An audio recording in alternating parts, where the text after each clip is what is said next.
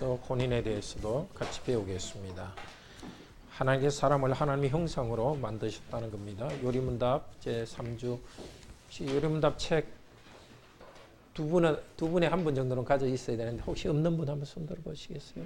예, 두 분에 한 분 정도는 있습니까? 예. 네, 20페이지 요리문답 책 20페이지입니다. 오문에서 나는 본성적으로 하나님과 이웃을 미워하는 경향이 있습니다 하고 대답했습니다. 나는 본성적으로 하나님과 이웃을 미워하는 경향이 있습니까? 그러니까 육문에서 이렇게 묻습니다. 그러면 하나님께서 사람을 그렇게 악하고 폐역한 상태로 창조하셨습니까?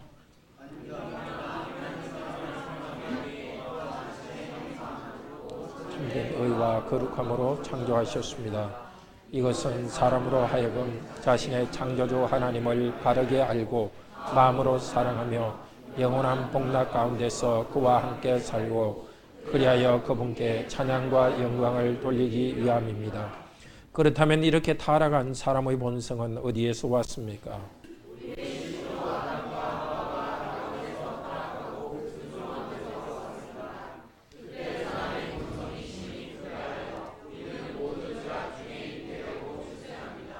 그렇다면 우리는 그토록 부패하여 선은 조금도 행할 수 없으며 온갖 악만 행하는 성향을 가지고 있습니까?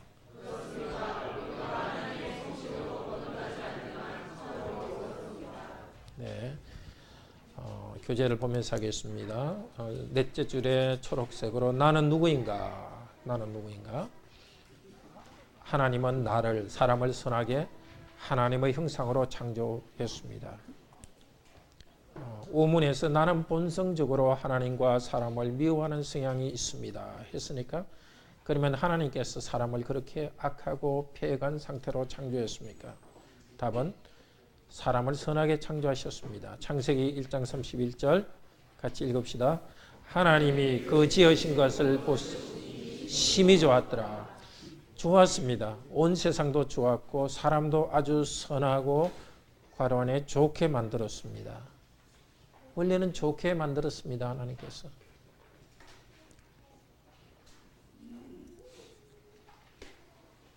좋게 만들어서 할 때는 하나님의 형상으로 하나님의 성품인 참된 의와 거룩함, 지식이 있게 창조되었습니다.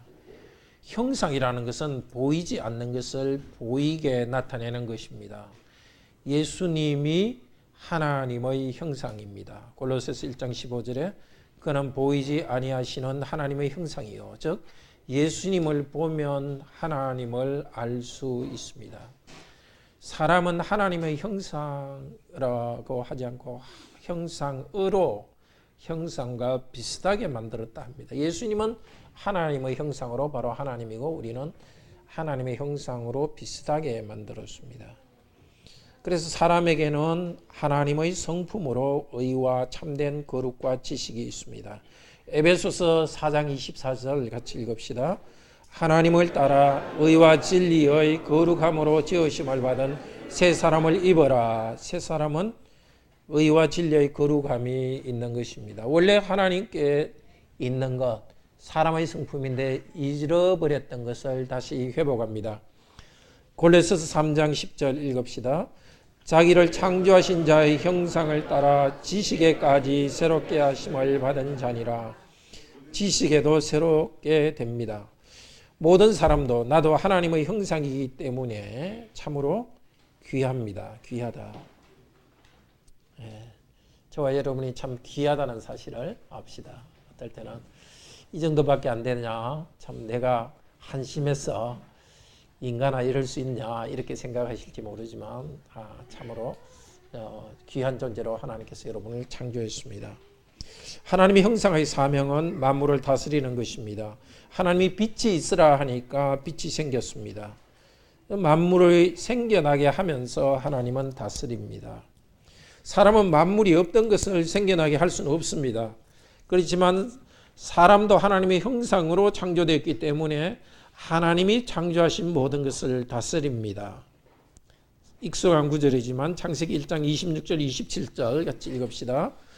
하나님이 가라사대 우리의 모양대로 우리가 사람을 만들고 그로 바다의 고기와 공중의 새와 육축과 온 땅과 땅에 기는 모든 것을 다스리게 하자 하시고, 형상은 다스리게 하자. 그 동물들은 본능적으로 뭘 하지만 그건 다스린다고 할 수 없습니다. 본능에 따라 움직이는 거고, 우리는 이성을 가지고 창조적으로 새롭게 만드는 점에서 하나님의 형상으로서 차이가 있습니다. 자, 하나님을 나타내는 사명을 다하도록 우리에게 능력을 주셨습니다. 우리가 하나님의 형상이니까 하나님을 나타내고, 또 하나님이 세상을 다스리는 것을 나타내는 사명이 있습니다. 즉 하나님이 세상을 다스림을 우리가 나타내는 겁니다. 우리를 통해서 하나님이 세상을 다스린다는 걸 나타냅니다. 이 다스리는 괄호 안에 사명을 이루도록 하기 위해서 능력을 주셨습니다. 사명을 위해서 능력을 주셨습니다. 능력이라는 것은 육체의 힘, 사회적 관계, 돈, 지식, 의, 거룩, 지식, 이 모든 것은 사명을 다하도록 은혜로 주셨습니다. 그런데 사람들은 능력만 개발하려고 하고 사명을 다하지 않는 경우들이 많습니다. 나는 뭐 아주 근육이 좋다 이렇게 해놓고 힘은 안 쓰고 근육만 이렇게, 뭐 학벌은 좋게 해놓고 실제 뭔가 일은 하지 않고, 뭔가 사람들이 보기에 좋은 능력만 이렇게 쌓고 사명은 다하지 않은 경향들이 있습니다. 그러나 우리들은 항상 능력이라는 것은 사명을 다하기 위해 주셨다는 걸 알아야 되겠습니다. 우리는 하나님의 형상입니다. 그래서 내가 가진 모든 좋은 것들 때문에 자기를 자랑해서는 안 되겠습니다. 하나님의 다스림을 나타내는데 사용하도록 합시다. 하나님의 형상은 또한 괄호 안에 공동체로 나타납니다. 공동체로 나타납니다. 창세기 1장 27절 28절에서는 또 이렇게 됩니다. 같이 읽읍시다. 하나님이 자기 형상 곧 하나님의 형상대로 사람을 창조하시되 남자와 여자를 창조하시고, 하나님이 그들에게 복을 주시며 그들에게 이르시되 생육하고 번성하여 땅에 충만하라. 땅을 정복하여 다스리라. 땅을 정복하여 다스리라 하는 그 명령을 주시면서 사람을 창조하시되 남자와 여자로 창조하시고, 남자 따로 여자 따로 창조하신 것이 아니라 남자와 여자가 함께 공동체로서 하나님의 형상이 되어갑니다. 삼일체 하나님께서 공동체이기 때문에 남편이 참된 의와 거룩함으로 가정을 잘 다스리고 아내는 순종합니다. 자녀도 부모에게 순종할 때에 하나님의 형상됨이 나타납니다. 물론 이것을 갖다 너무 그냥 아주 강하게 적용해가지고 결혼 안 한 사람은 하나님 형상 아니다 이렇게 하는 건 곤란하겠죠. 그러니까 하나님께서 남자와 여자를 통해서 온전한 가정을 이룬다는 일반적 원칙을 이야기하는 것이지, 또 특별히 하나님께서 우리 교회를 주셨기 때문에 교회 안에서 하나님의 형상됨을 우리가 이루어갑니다. 지역 사회 공동체에서도 우리 그리스도인이 하나님의 형상이기 때문에 공동체를 이루어갑니다. 믿지 않는 사람들도 하나님의 형상이 남아있기 때문에 그런 공동체를 이루어갑니다. 둘째로 하나님께서 사람을 창조한 목적은 언약의 교제를 하도록 하는 것입니다. 하나님과의 언약적 교제를 하도록 하기 위함입니다. 우리 다음 편에 같이 읽읍시다. 1. 자신의 창조주 하나님을 바르게 알고 이 마음으로 사랑하며 영원한 복락 가운데 그와 함께 살고, 그리하여 그분께 찬양과 영광을 돌리기 위함입니다. 그리하여 사람의 가장 큰 목적은 하나님을 영화롭게 하는 것입니다. 내가 하나님을 사랑했다 그것으로 끝나는 것이 아니라 그분께 영광을 돌립니다. 내가 하나님의 뜻대로 잘 다스리고 교회와 가정을 잘 세웠을 때 나는 나 자신을 자랑하지 않습니다. 이 모든 힘과 지혜를 주신 괄호 안에 하나님을 자랑합니다. 오늘 오전 우리 말씀에 들었을 때도 이스라엘 백성들이 자기들이 수고하여 성벽을 건축했지만은 하나님께서 이 일을 하게 하셨다. 즉 하나님께서 우리를 기쁘게 하셨다고 고백하면서 하나님의 영광 돌리고 기뻐했습니다. 우리가 살아있는 생명 그 자체, 능력 그 자체도 하나님께서 주신 것이기 때문에 우리가 하나님의 형상으로 무엇을 이루었을 때에 항상 하나님 그분께 영광을 돌려야 되겠습니다. 고린도전서 1장 31절은 자랑하는 자는 주 안에서 자랑할지니라. 정말 내가 잘했다고 교만하지 않고 참 주님께서 나에게 이것을 하게 하셨다. 주님을 자랑하기를 바랍니다. 하나님의 참된 형상을 회복하는 공동체가 바로 교회와 가정입니다.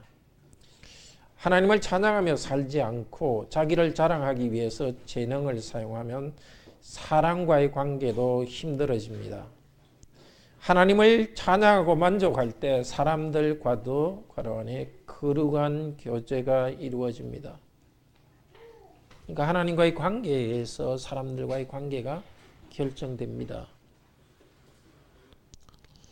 하나님을 영화롭게 하는, 함께 하나님을 영화롭게 하는 교회 안에서 참된 아름다운 공동체가 이루어집니다. 가정도 참된 공동체가 그리스도인의 가정에서 참된 공동체가 됩니다. 이 교회 안에서는 서로 비교하지 않습니다. 그리스도인 가정도 마찬가지입니다. 자기에게 주신 일을 하면서 다른 사람도 자신의 사명을 다하도록 돕습니다. 다른 성경과 비교하면서 자기를 자랑하는 자에게 고린도전서 4장 7절에서 이렇게 말합니다. 읽읍시다. 내가 가진 것 중에 받지 아니한 것이 있느냐. 정말 우리 성도님들 좋은 것 가진 거 많습니다. 계속 생각하십시오. 내가 가진 것 중에 받지 않은 것이 어디 있느냐. 교회에서도 우리가 하나님만 나타내야 되겠습니다. 하나님만을 찬양하고 나타내는 선한 상태로 하나님은 세상을 지었는데 타락했지만 이 교회 안에서 다시 그것이 점점 회복되어 갑니다. 그렇지만 우리에게 있는 타락한 본성, 그 타락한 본성은 있죠. 시조 아람과 하와의 타락과 불순종에서 왔습니다. 우리의 타락한 본성은 우리 시조 아담과 하와가 낙원에서 타락하고 불순종한 데서 왔습니다. 사람은 원래 선한 하나님의 형상으로 창조되었지만 사람의 타락과 불순종 때문에 우리 본성이 타락하게 되었습니다. 전적으로 부패하게 되었습니다.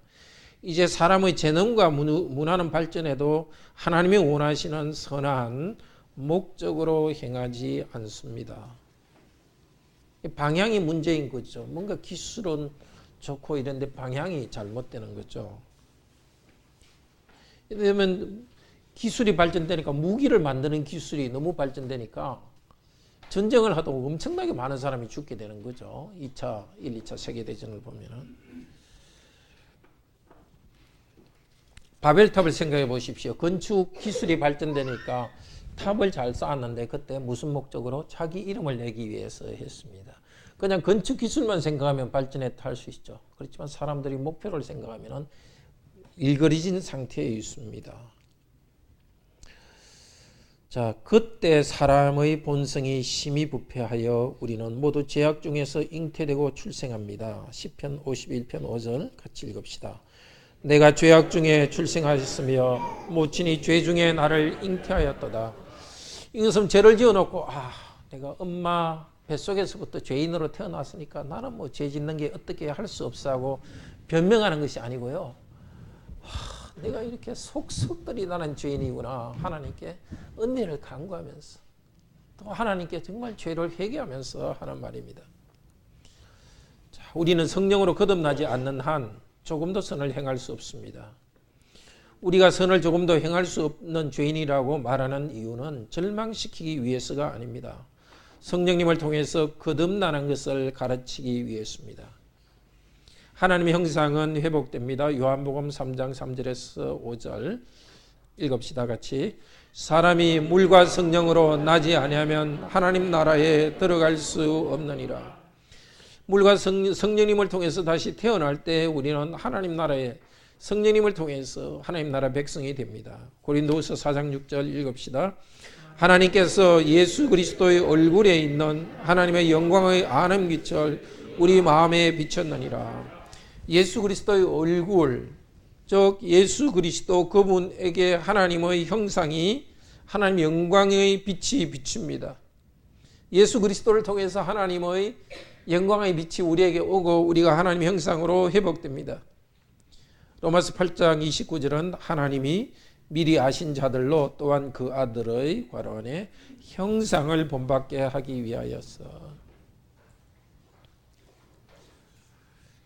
우리가 참된 인간성을 회복하기 위해서는 예수 그리스도를 믿는 것 외에는 방법이 없습니다. 그리스도를 믿고 죄 용서받고 그리스도를 믿고 그리스도를 의지해서 그리스도의 힘으로 우리가 참 생명을 누리게 될 때 참으로 인간이 되어갑니다.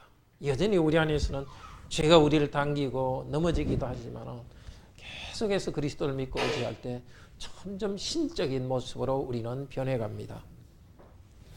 우리는 참된 다스림을 회복합니다. 시편 8편은 사람이 하나님의 형상으로 온 세상을 다스리게 하신 것에 대해서 이렇게 찬양합니다. 같이 다운편에 읽읍시다. 여호와 우리 주여, 주의 이름이 온 땅에 어찌 그리 아름다운지요 하고 찬송합니다. 하나님께서 나를 하나님 형상으로 창조하게 한 것은 하나님의 영광과 능력이 나타나는 것이라고 합니다. 내가 이렇게 인간으로서 가정을 일구고 인간으로서 일을 하고 참 사람으로 창조성을 가지고 살아가는 것은 주님의 영광과 능력이 나를 통해 나타나기 때문입니다. 우리는 천국에서 하나님의 형상을 다 회복한 후에도 이렇게 찬양할 것입니다. 결론, 우리는 배반하여서 하나님의 형상을 잃어버렸습니다. 정말 하나님께서 우리에게 주신 자질도 잃어버렸습니다. 지식도 부패하죠. 나이가 좀 들면 기억이 가물가물하지만 그때뿐만 아니라 우리 모두에게 지적인 능력도 하나님의 형상을 잃어버렸기 때문에 감퇴되었습니다. 우리는 하나님의 성품도 나타내지 않고 하나님께 영광을 돌리지도 않습니다. 하나님과의 언약적 교제도 없어서 사람들 사이에 비참이 왔습니다. 그러나 이 비참을 배우면서도 우리는 그리스도를 통해서 성령님이 구원해 주실 것을 생각하고 우리의 비참을 배웁니다. 자, 다섯 번째, 하나님의 형상으로서의 창조와 혼인. 자, 배우자와 가정은 개인적으로 또 공동체적으로 하나님 형상을 향해 역동적으로 나아가는 과정입니다. 좀 어려운 말을 쓴 것 같지만, 그러니까 하나님 형상이라고 가만히 있는 게 아니라 자꾸 하나님 형상 되어가는 것입니다. 그리고 내가 배우자의 관계, 이 가정이라는 것도 내 자신이 하나님 형상으로 변화되어 가는데 하나의 돕는, 변화되어 가는 훈련의 장이라고 할 수 있습니다. 자, 부부 사이에서 존엄한 하나님의 관원의 형상으로 인정하고 관원에 존중하십시오. 그러니까 서로를 존중하는 것의 기초가 내 아내가 참 괜찮은 여성이니까 존중해야지. 내 남편이 나이스하니까 존중해야지. 그게 우리 존중의 그 이유가 아니죠. 하나님의 형상으로 창조되었다는 그 사실 때문에. 서로에 대해서 실제 경험하는 것은 좋은 것도 있고 나쁜 것도 있습니다. 그게 중요한 게 아니라 상대방과의 나의 경험이, 배우자와의 나의 경험이 좋든 좋지 않건 간에 하나님의 형상으로서 창조된 그 하나님의 형상이라는 가치를 알아야 되겠습니다. 두 번째로, 두 사람의 사랑이 두 사람 안에 닫힌 사랑이어서는 안 됩니다. 즉, 두 사람이 서로 사랑을 주고 서로 행복한 그 차원에서 머물러 있다면 충분하지 않습니다. 어디까지 나가야 되겠습니까? 하나님을 향해 열린 부부와 가정이 정상입니다. 자, 성령을 통해서 거듭났기 때문에 성령님 안에서 하나님의 형상을 향해서 괄호 안에 성장하는 존재임을 인정하고 신뢰합시다. 자, 배우자도 우리 부부도 현재 상태로 그냥 머물러 있는 것이 아니라 성령님 안에서 계속 성장하는 것. 어떻게 이것을 확신할 수 있습니까? 내 배우자가 성장할 것이다 하는 그것이라기보다도 하나님을 향한 신뢰에서 나옵니다. 아직은 부족하지만 예수 그리스도를 믿고 있기 때문에 그리스도 안에서 내 배우자가 계속해서 성장한다. 배우자에 대한 개인적 신뢰보다도 하나님을 신뢰하기 때문에 그것을 신뢰할 수 있습니다. 네 번째로 상대방이 하나님을 사랑하며 하나님께 영광 돌리는 목적으로 살도록 그렇게 성장하도록 도와줘야 됩니다.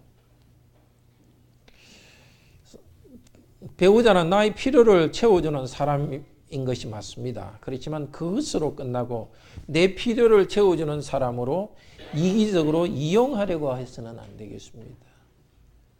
많은 믿지 않는 사람의 사랑은 I love you 이렇게 하지만은 그 사랑함으로써 내가 뭘 얻어내는 것 그걸 가지고 I love you 이렇게 하다 별로 오는 게 없으면 I love you가 없어지는 거죠. 그러니까 I love you라는 것은 내 쪽에서 계속 나가는 건데 많은 사람들이 상대방이 나한테 주는 것 때문에 I love you 이렇게 하죠. 우리는 상대방이 하나님의 사람으로서 하나님의 형상으로 성장하고 하나님께 영광 돌리도록 도와주는 것이 부부로서 해야 될 일입니다.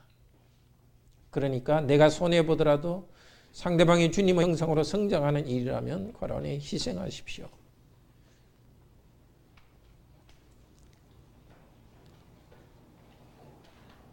부부라는 공동체, 하나님의 형상으로서 성장하는 그 기쁨이 있습니다. 그러니까 상대가 나한테 뭘 주는 것의 행복, 그것을 넘어서 우리가 함께 하나님 형상으로 온전한 인격으로 성장하는 것, 이것이 큰 기쁨이죠. 그래서 감정적으로 행복감을 느끼는 것이 부부의 한 부분이지만은 행복감보다도 사랑은 더 큰 계명이죠. 사랑이라는 것은 상대방의 유익을 구하는 거죠. 나에게 행복감이 적더라도 희생하고 사랑하며 사는 거죠. 그것은 하나님이 주신 사명으로 살아갑니다. 그럴 때 어려운 문제가 있을 때 그 어려운 문제를 돌파하는 힘이 생깁니다. 이 돌파하는 힘이 생긴다는 것은 우리 부부 생활, 우리 세미나 할 때 한 부부가 한 말을 제가 인용한 겁니다. 그래서 내가 이거 인용해도 되겠나 허락받아서 이렇게 인용합니다. 그러니까 행복감, 내가 상대 부부 생활에서 행복감을 느껴야 되겠다. 이러면 이렇게 방향이 없이 이렇게 왜 나를 행복하게 안 해주느냐 이렇게 우왕좌왕 헤매일 수가 있습니다. 그러나 사명이 우리가 이 하나님의 형상으로 성장하는 것이 우리의 사명이다. 이것을 할 때는 어려운 문제가 있을 때도 하나님의 형상으로 해야 될 일을 그대로 할 수 있는 문제를 돌파하는 힘이 생깁니다. 그렇지만 우리는 부부가 망가진 하나님의 형상이라는 것을 기억해야 되겠습니다. 상대방이 본성상 심히 부패한 아담의 자손임을 기억하십시오. 약간 고장이 나 있다는 겁니다. 굉장히 멋있고 아름다워도 상당히 고장난 어떤 제품이라는 겁니다. 우리들은 자연적인 선함이 적을 때 별로 착하지 않다고 느낄 때에 과란에 정죄하기보다는 보통 우리는 정죄하죠. 왜 그러냐 하고 정죄하고 끝나는데 그렇게 하기보다는 주님 성령님의 능력으로 변화될 수 있도록 기도하며 내가 헌신해야 되겠습니다. 부부는 상대방을 수리해 주는 역할을 하거든요. 내가 수고하고 변화될 수 있도록 헌신해야 되겠습니다. 배우자의 약점이나 혹은 중대한 범죄를 정죄하고 비난하여 상대방에게 과란에 죄책감을 일으키기보다도 하나님께 진심으로 과란에 회개하도록 도와줘야 되겠습니다.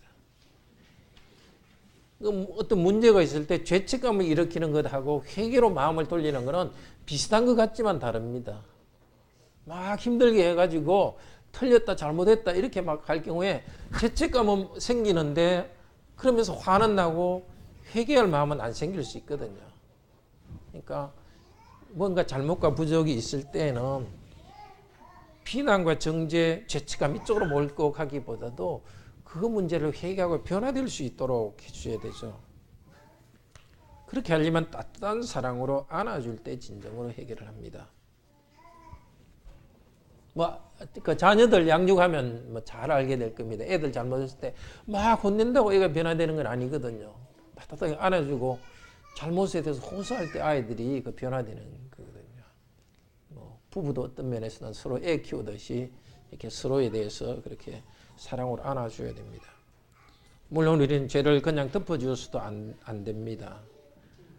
또 인간적으로 문제를 삼으면서 비난만 하고 있어서는 안 됩니다. 회개하고 새 사람이 될 수 있도록 도와줘야 되겠습니다. 그런데 혼인관계에서 안정과 소망은 두 사람의 능력에 있지 않습니다. 두 사람을 동시에 붙들어 주시는 신실하신 하나님의 능력에 있습니다.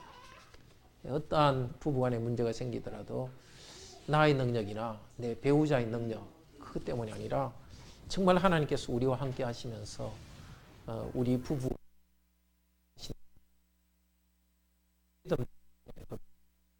부부자가 한 가족 사랑하고 오늘도 그 조를 나눠서 좀 하도록 하겠습니다.